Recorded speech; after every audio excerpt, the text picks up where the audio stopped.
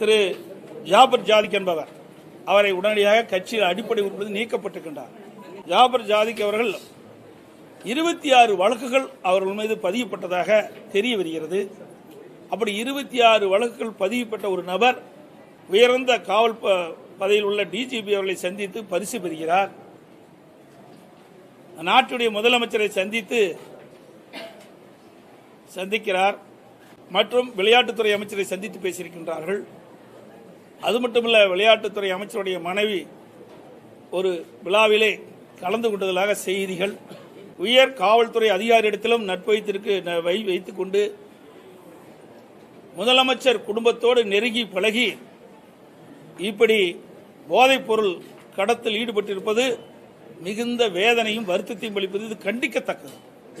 தொடர்புடைய அனைவரையும் விசாரிக்கப்பட வேண்டும். இந்த நாட்டுடைய முதலமைச்சர்